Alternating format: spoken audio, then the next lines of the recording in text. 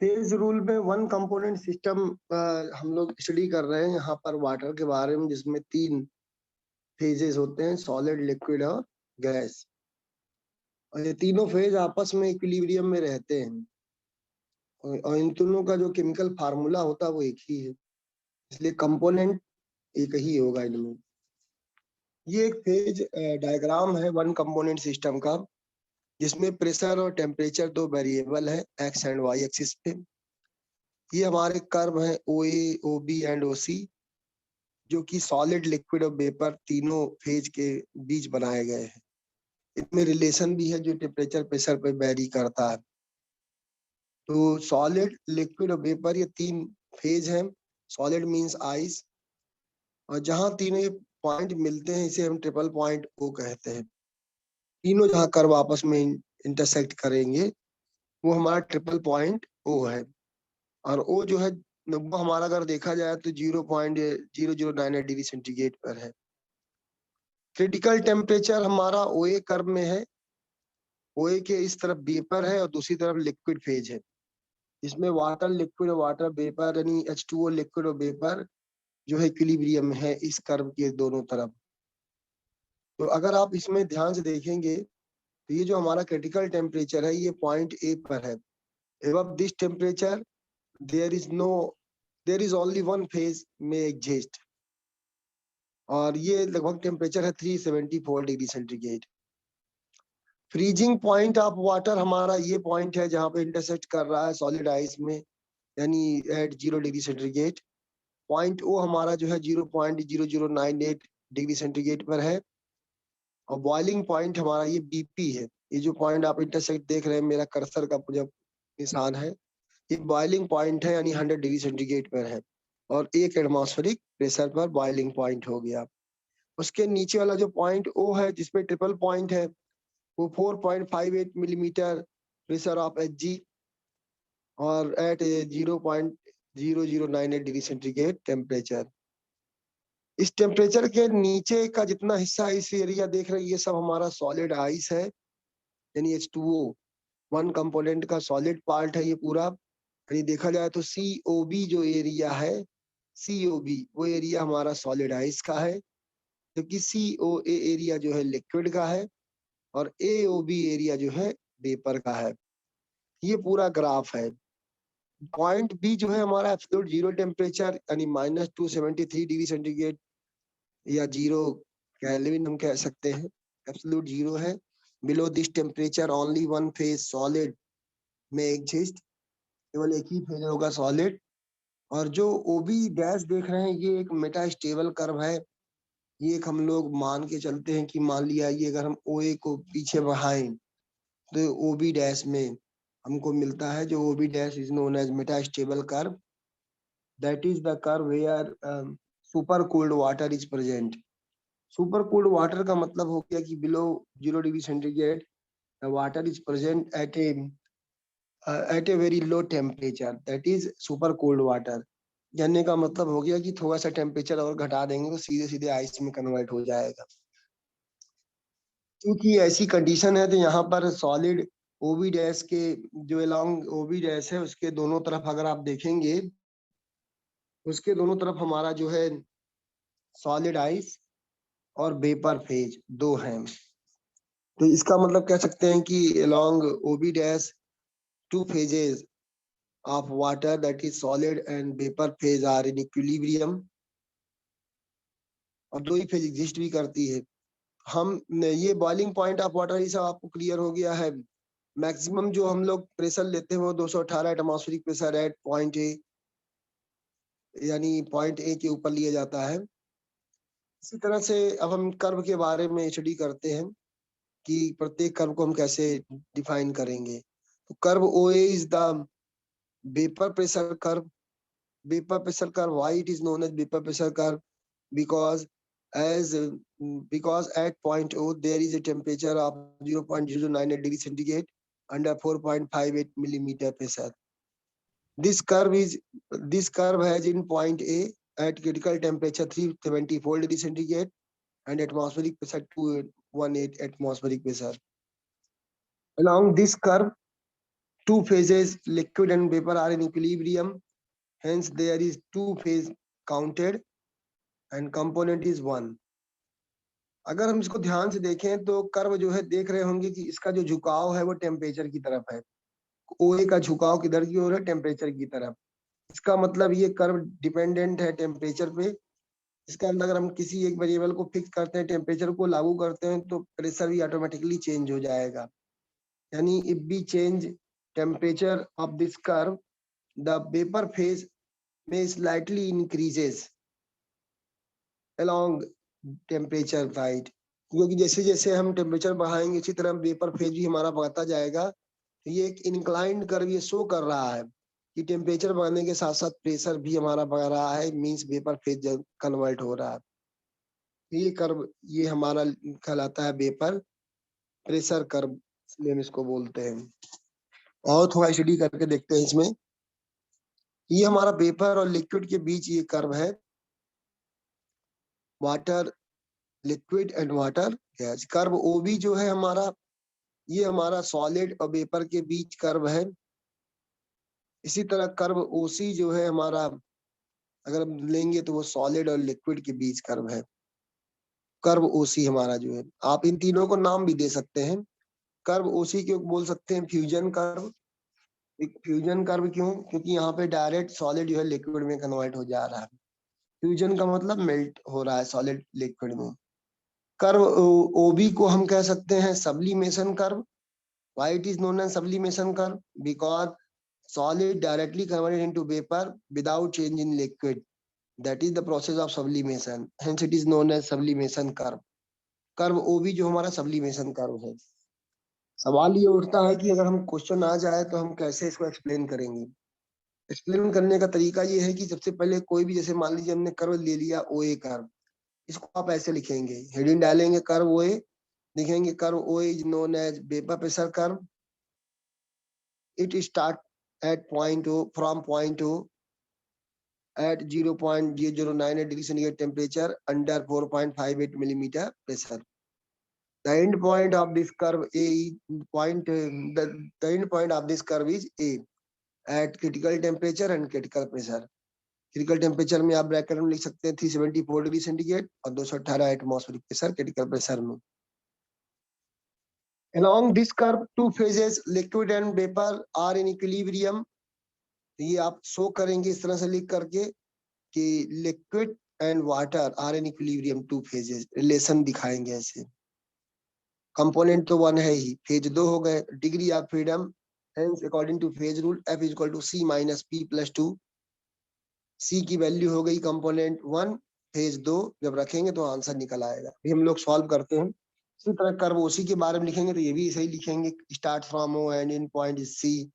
OB के लिए भी start from point O and in point is at B at absolute zero temperature. Along this curve, solid ice and vapor are in equilibrium. Along OC curve, solid ice and liquid are in equilibrium. तो ऐसे तीनों हम curve को define करेंगे और इन तीनों को ऐसे लिखेंगे। कभी कभी एक ही कर्व पूछा जाता है, मोस्टली एक ही कर्व पूछा जाता है डायग्राम बना करके, ट्रिपल पॉइंट या vapour pressure curve, fusion curve या सब्लिमेशन कर्व, ऐसे नाम देके पूछा जाता है। अगर पूरा पूरा पूछा जाएगा तो बहुत ही लॉन्ग आंसर आएगा 10 मार्क्स का, और अगर छोटे में थोड़ा पूछा जाता है 5 या 6 मार्क्स में, तो ये सिर्फ एक कर्व के बारे में पूछते हैं, लेकिन ग्राफ आपको पूरा ड्रा करना पड़ेगा। तो ये जो कर्व ओसी है ये हमारा फ्यूजन कर्व है बिटवीन सॉलिड एंड लिक्विड। अगर हम कैलकुलेट करेंगे यहाँ पर डिग्री ऑफ फ्रीडम तो हम फेज रूल की सहायता से कैलकुलेट कर सकते हैं। तो कर्व ओसी जो है हमारा, एक तरफ आइस है और एक तरफ लिक्विड।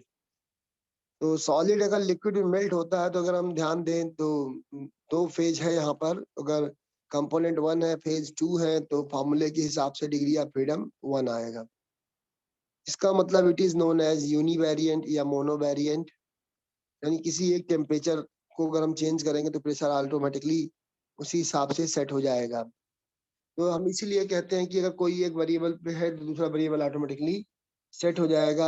इस बेस को हम बोलते हैं यूनिवेरिएंट, मोनोवेरिएंट, ये हम इसको नाम देते हैं। सभी कर्व का अगर आप निकालेंगे तो डिग्री ऑफ फ्रीडम 1 आएगा, क्योंकि सबका कैलकुलेशन यही होगा सेम। तो जितने भी कर्व हैं, अब एरिया की बात करें, जैसे एओसी एरिया है एक लिक्विड, तो एरिया हमेशा दो बाउंड्री के बीच होती है। ये एक दूसरी एरिया है एओबी, तीसरी एरिया है बीओसी सॉलिड। एरिया हमेशा दो बाउंड्री के बीच आती है, तो दो बाउंड्री हमारे वो दो वेरिएबल होंगे, तो कंपोनेंट तो 1 ही होगा, फेज 1 होगा। तो डिग्री ऑफ फ्रीडम अगर आप निकालेंगे तो 2 आएगा। तो ये शो कर रहा है कि दो वेरिएबल पर ही एरिया डिसाइड हो सकती है, यानी दोनों ही रिस्पॉन्सिबल रहेंगे, टेम्परेचर एंड प्रेशर। तो एरिया के केस में डिग्री ऑफ फ्रीडम 2 आता है, जिसे हम बाई वेरिएंट बोलते हैं। और अगर हम किसी कर्व को लेंगे तो 1 आता है यूनिवेरिएंट। अभी ये देखिए ट्रिपल पॉइंट ओ है। ट्रिपल पॉइंट ओ में अगर आप ध्यान से देखेंगे तो जो आइस है, solid ice, liquid and vapour are in equilibrium. All the three phases are exist at this point. At this point means at 0.0098 degree centigrade temperature under 4.58 millimeter pressure. All the three phases of water are exist in equilibrium. अगर equilibrium में तीनों exist कर रही हैं तो number of phases calculate करेंगे तो 3 आएंगे, क्योंकि सॉलिड, लिक्विड एंड वेपर। और कंपोनेंट हमारा 1 ही होगा, तो डिग्री ऑफ फ्रीडम निकालेंगे अगर फार्मूले में रख करके तो 0 हो जाएगा। 0 का मतलब अगर हम किसी 0 ये शो करेगा कि अगर हम किसी भी वेरिएबल को टच करते हैं तो कोई एक फेज समाप्त हो जाएगी। टेम्परेचर बढ़ा देंगे तो आइस खत्म हो जाएगा, टेम्परेचर डिक्रीज करेंगे तो पेपर खत्म होने हो जाएगा, यानी 2 आइस वाटर बचेंगे। तो इस तरह से हमारा अगर देखेंगे, स्टडी करेंगे, तो ट्रिपल पॉइंट पे हमारा जो है पॉइंट्स अगर देखें तो डिग्री ऑफ फ्रीडम 0 आएगा। 0 ये शो कर रहा है कि हमारा जो है यहाँ पर दोनों वेरिएबल एकदम बिल्कुल फिक्स हैं, किसी को हम छेड़ नहीं सकते, तो यानी 0 वेरिएंट है। ये हमारा पूरा एक फेज डायग्राम है। ये आप देख रहे हैं 4.58 मिलीमीटर ऑफ एचजी प्रेशर, और इस टेम्परेचर पर जो पॉइंट ओ है ये वेरी करता है, ट्रिपल पॉइंट ओ। एक यहाँ कर्व है ओबी डैश, जो कि मेटा स्टेबल कर्व है। तो मेटा स्टेबल कर्व को हम स्टडी करते हैं सुपर कोल्ड वाटर के रूप में, जहां पर इक्विलिब्रियम है सॉलिड आइस और पेपर के बीच, लेकिन कुछ मात्रा में चूंकि पानी भी है, पानी लिक्विड भी मौजूद है, इसलिए हम सुपर कोल्ड वाटर कर्व या सुपर कोल्ड वाटर या मेटा स्टेबल कर्व बोलते हैं। तो मेटा स्टेबल कर्व हमारा जो है एक इमेजिनरी कर्व है। इसके हम ये कह सकते हैं कि ये below 0 degree centigrade, 0 degree centigrade के बिलो अगर हम जाएंगे तो देखेंगे कि इस 0 डिग्री सेंटीग्रेड के बिलो जाने पर हमारा जो है जो वाटर होता है वो आइस के लगभग पहले की कंडीशन होती है, इसलिए इसको हम सुपर कूल्ड वाटर बोलते हैं। अगर थोड़ा भी वेरिएबल हम चेंज करेंगे तो ये मर्ज हो जाएगा, या तो बी में या सी में, मोस्टली बी में ही मर्ज हो जाएगा। तो B dash O B dash हमारा मेटा स्टेबल कर्व है। तो बेसिकली ये जो आप पूरा डायग्राम देख रहे हैं यही हमारा 1 component phase diagram of water system है। इसमें 2-3 तरह से क्वेश्चन पूछे जाते हैं। Explain the phase rule and draw the phase diagram of a one component system and calculate the degree of freedom at triple point। अगर ऐसे पूछा जाएगा 3 आंसर हो गए, फेज रूल के बारे में एक्सप्लेन करना, फिर आपको 1 कंपोनेंट सिस्टम का पूरा डायग्राम ड्रा करके ट्रिपल पॉइंट ओ का केवल इतना आपको हिस्सा जो है एक्सप्लेन करना पड़ेगा, आइस वाटर वाटर वेपर यानी 0 वेरिएंट तक का। अगर आपसे पूछा जाए कि explain the phase diagram of A water system and explain the vapour pressure curve, तो ओए के बारे में देना पड़ेगा। और explain the area of liquid solid and vapour, तो तीनों एरिया निकालेंगे तो तीनों एरिया में कैलकुलेशन हमारा बाई वेरिएंट ही आएगा डिग्री ऑफ फ्रीडम, चाहे वो एओसी हो, चाहे बीओसी हो, चाहे एओबी हो। तो एरिया कैलकुलेट करने के लिए हमें तीनों एरिया बड़ा आसानी से कैलकुलेट कर सकते हैं, क्योंकि एक एरिया में केवल एक ही फेज एग्जिस्ट करेगा। एक ही फेज इसलिए एग्जिस्ट करेगा क्योंकि कोई भी एरिया के लिए 2 डायमेंशन होनी जरूरी होती है, और 2D में ही हम ये ग्राफ ड्रा कर रहे हैं, तो दोनों वेरिएबल ही रिस्पॉन्सिबल होंगे, तो डिग्री ऑफ फ्रीडम 2 आएगी। ये तो थ्योरेटिकल हो गया, कैलकुलेशन के बेस पर भी डिग्री ऑफ फ्रीडम 2 कैलकुलेट होगी। ट्रिपल पॉइंट ओ पर जो डिग्री ऑफ फ्रीडम है वो 0 ही होगी, क्योंकि यहाँ पर तीनों इक्विलिब्रियम में एग्जिस्ट कर रहे हैं। हम किसी भी वेरिएबल को टच नहीं कर सकते, छेड़ नहीं सकते। जरा सा भी चेंज करेंगे तो हमारा पूरा पूरा फेज सिस्टम डिस्टर्ब हो जाएगा और केवल 2 ही फेज रह जाएंगे जो इक्विलिब्रियम में होंगे। तो ये पूरा डायग्राम हमारा फेज है, फेज रूल से रिलेटेड है। मैं आपको एक बार और बता दूं कि फेज क्या है हमारा। फेज जो होता है हमारा homogeneous physically distinct mechanically separable part of A heterogeneous system है which can be separate from another phase by a definite boundary। आप यहाँ डिफिनीशन के तौर पे देख सकते हैं कि सॉलिड और लिक्विड एक डेफिनेट बाउंड्री से डिफरेंशिएट है, that is OC sublimation curve या फ्यूजन कर्व द्वारा। इसी तरह कर्व ओबी जो है सब्लिमेशन कर्व है, तो यहाँ पे सॉलिड और वेपर एक दूसरे से सेपरेट है। यहाँ आपको ध्यान दे रहे होंगे, सिंपल सी बात है। अगर किसी को यहाँ कोई दिक्कत है तो पूछ सकते हैं। तो हमारा फेज रूल ऐसा नहीं कि वन कंपोनेंट के अलावा हमारा जो है 2 कंपोनेंट सिस्टम में होता है, लेकिन कोर्स में आपके एक ही कंपोनेंट के ऊपर है। 1 कंपोनेंट सिस्टम में हमारा जो है वाटर डायग्राम है और एक है सल्फर सिस्टम। तो बेसिकली अभी जो करंट का कोर्स है उसमें वाटर ज्यादा पूछा जाता है और वाटर ही है विशेष, तो इसलिए हम इसकी स्टडी करते हैं। अब जो कभी कभी एक सिंपल सा एक क्वेश्चन आ गया था एक बार, यूटेक्टिक पॉइंट बोलते हैं, जहां पर ये ज्यादातर बाइनरी सिस्टम के लिए होता है। 2 कंपोनेंट सिस्टम में ये लैंग्वेज पूछी जाती है, यूटेक्टिक सिस्टम। जहां पर अगर हम ये कह दें कि this is a binary system consisting of 2 substances that are miscible in all proportions in the liquid phase without reacting chemically. ये जैसे एग्जांपल में ले लें अगर हम इसका, तो ऐसा सिस्टम हमारा जो है bismuth, cadmium, lead, silver, potassium iodide और वाटर सिस्टम, ये हमारा यूटेक्टिक सिस्टम को रिप्रेजेंट करते हैं। यानी बाइनरी सिस्टम है, 2 कंपोनेंट सिस्टम है। तो अगर आप इसको भी करना चाहे तो कर सकते हैं, तो कोई इसमें दिक्कत नहीं है प्रेशर की।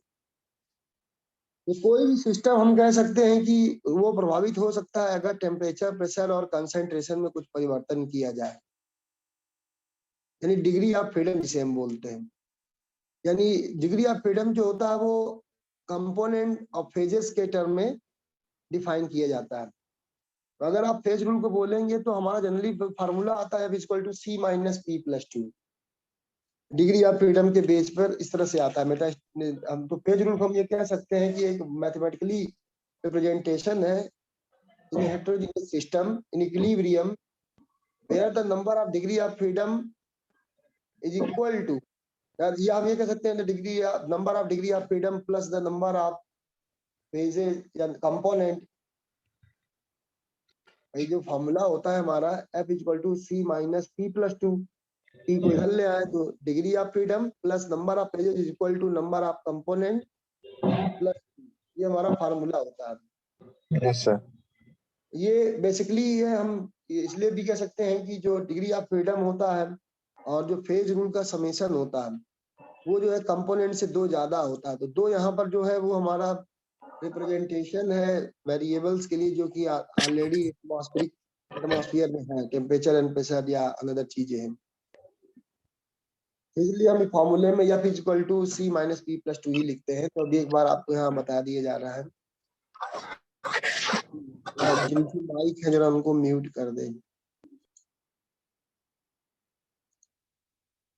तो डिग्री ऑफ फ्रीडम F है और कंपोनेंट C है, नंबर ऑफ फेजेस P है। तो फेज रूल इक्वेशन से हम एक फार्मूला जनरेट होता है जहां पर F हमारा डिग्री ऑफ फ्रीडम को रिप्रेजेंट कर रहा है और डिजिट 2 जो है ये रिप्रेजेंट करेगा टेम्परेचर और प्रेशर को।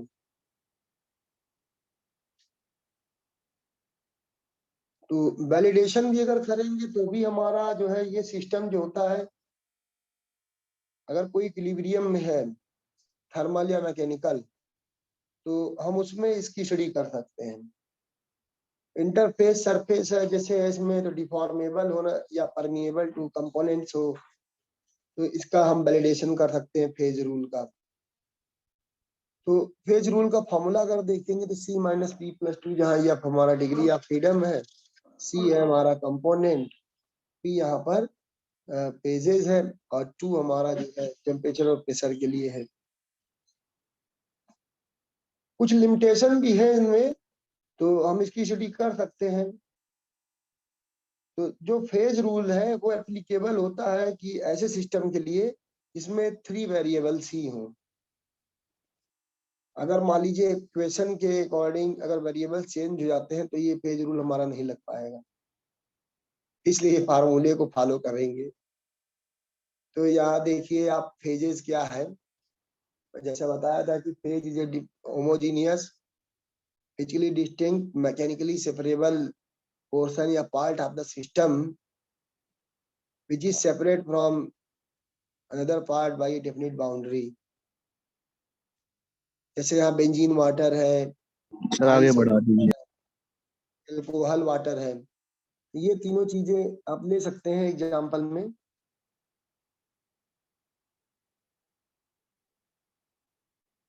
ये बस डिग्री ऑफ फ्रीडम में थोड़ा सर दिक्कत है सर, वो बता दीजिए। ठीक है वो तो पेज हमारा यहाँ पर है। तो देखिए डिग्री ऑफ फ्रीडम जो होता है बेटा, बेसिकली जो डिफाइन करते हैं minimum number of independently variable factors such as temperature, pressure and composition of the phases which must be specified in order to represent perfectly the condition of a system। या हम ये कह सकते हैं which must be specified to express the composition of each phase of a system।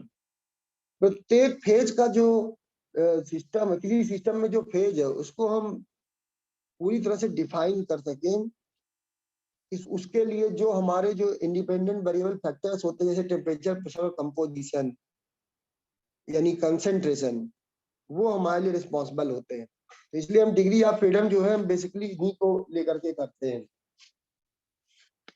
जैसे component में क्या होता है कि केमिकल कंपोजिशन होता है, तो डिग्री ऑफ फ्रीडम में हम ये कह सकते हैं, अगर सही से डिफाइन किया जाए तो define as the number of intensive variables. Intensive का मतलब टेम्परेचर, प्रेशर और concentration, that can be changed independently without disturbing the number of phases in equilibrium। बिना जो इक्विलिब्रियम जो फेज है, जो कि डिफरेंट फेजेस है इक्विलिब्रियम में, उनको बिना डिस्टर्ब किए हम चेंज कर सकते हैं। इसको हम जो दीज वेरिएबल्स होते हैं, इन वेरिएबल्स को हम स्टेट ऑफ द सिस्टम भी कहते हैं, यानी these variables are also known as state of the system. On the basis of degree of freedom of the system, the system is known as either zero variant, monovariant or bivariant। Zero variant means there is no independent variable factors are applicable, all the variable are fixed। जैसे यहाँ example देख रहे हैं ice, water और water vapour में, यहाँ पर तीनों इक्विलिब्रियम में है, तीनों फेज, और ये तभी पॉसिबल है जब इक्विलिब्रियम बना रहेगा, यानी हमारा डिग्री ऑफ फ्रीडम 0 हो। और 0 का मतलब इसलिए है, हम आपको थ्योरेटिकली समझाएं, हम ये कह सकते हैं कि यहाँ पर जो भी मैंने अभी आपको डिफिनीशन बताया कि बिना फेज जो इक्विलिब्रियम में है उनको चेंज किए अगर हम सिस्टम हमारा मेंटेन रहता है, तो उस समय जितने भी वेरिएबल फैक्टर्स होंगे वही डिग्री ऑफ फ्रीडम रिप्रेजेंट करेंगे।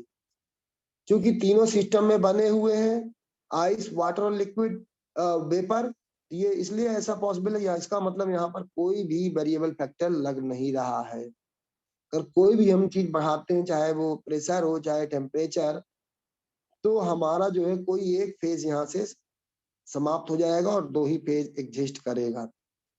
इसलिए डिग्री ऑफ फ्रीडम बहुत ही इंपॉर्टेंट है। कुछ एग्जांपल और ले लें, जैसे मान लीजिए consider the example of pure gas. तो प्योर गैस के केस में हमारा क्या होगा, number of degree of freedom 2 हो सकता है।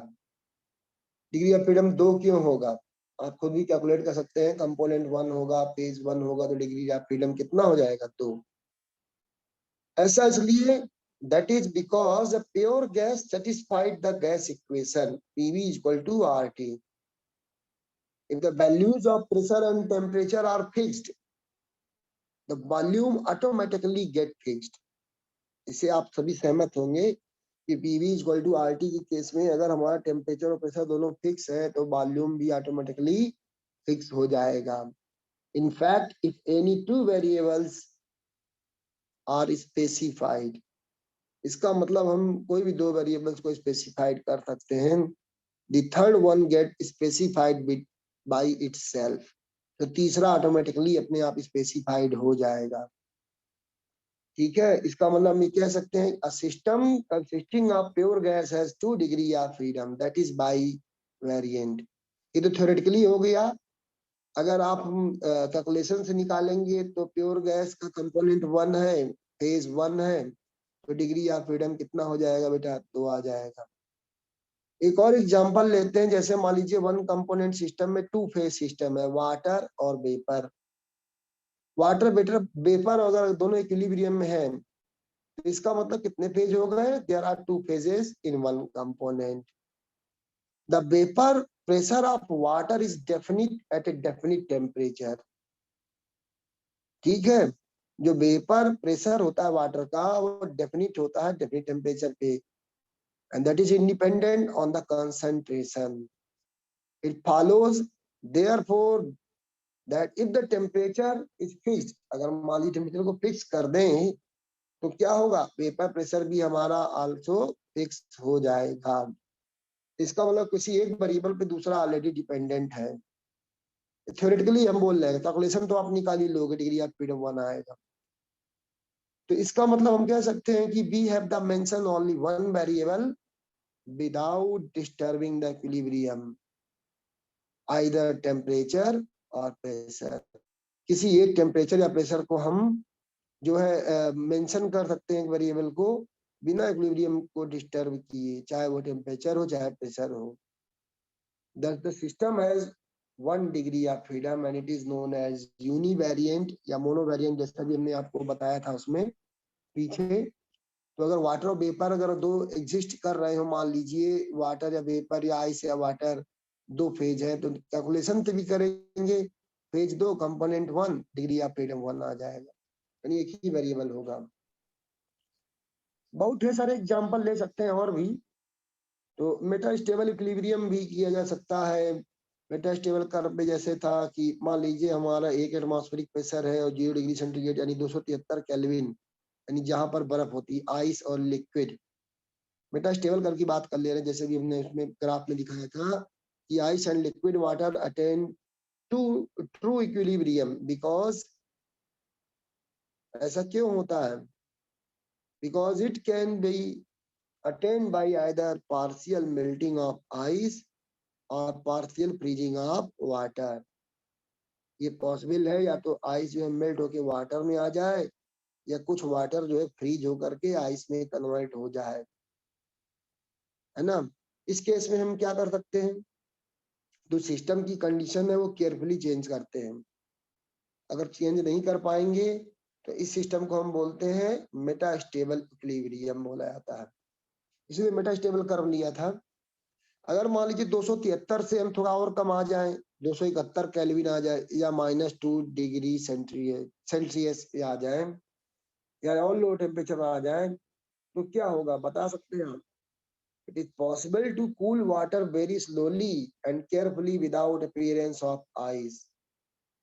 इसका मतलब हम ये कह सकते हैं at -2 degree centigrade is said to be in a state of metastable equilibrium.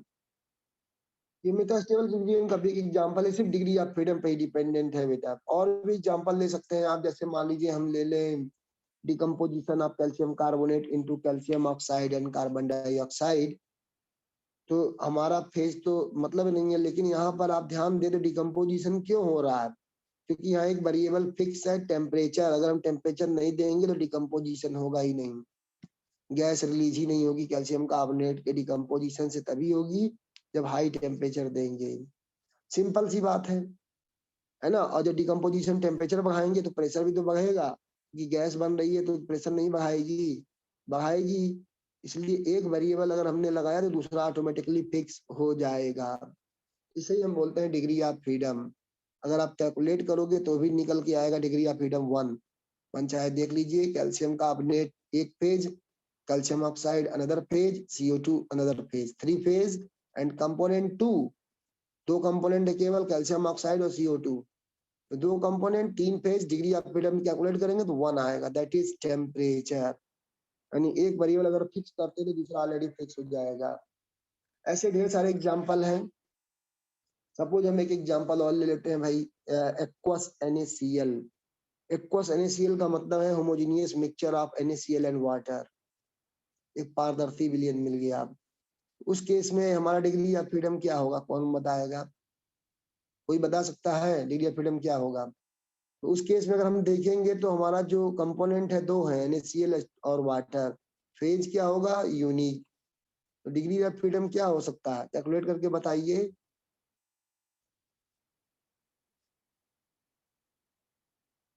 Degree of freedom यहाँ पे 3 आ जाएगा, क्योंकि यहाँ पे टेम्परेचर, प्रेशर और कंसेंट्रेशन भी वेरी करेगा।